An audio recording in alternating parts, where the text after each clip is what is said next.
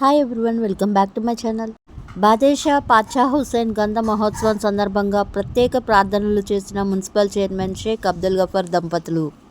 చరిత్రకు సాక్షిగా కలిగిన హజరత్ శ్రీ శ్రీ సయ్యద్ బాదేషా పాచా హుస్సేన్ని చిష్టావుల్ ఖాదరీ 108వ గ్రంథ మహోత్సవ వేడుకలు మంగళవారం రాత్రి అత్యంత వైభవంగా జరిగాయి.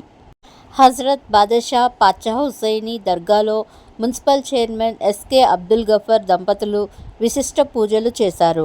స్వామివారి దర్గాపై పూల చాదర్ ఉంచి ఎంతో భక్తి శ్రద్ధలతో నైవేద్యములను సమర్పించారు.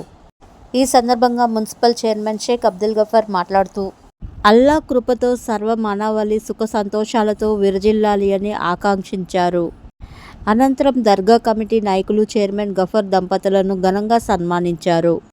అలాగే పలువురు ప్రజా ప్రతినిధులు, వివిధ పార్టీ నాయకులు దర్గాలో ప్రత్యేక పూజలు చేశారు.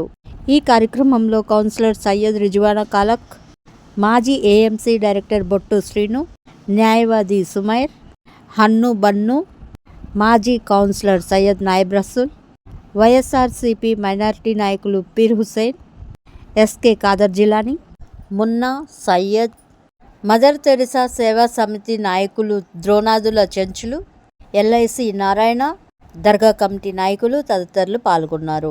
Thank you for watching. Please subscribe to my channel.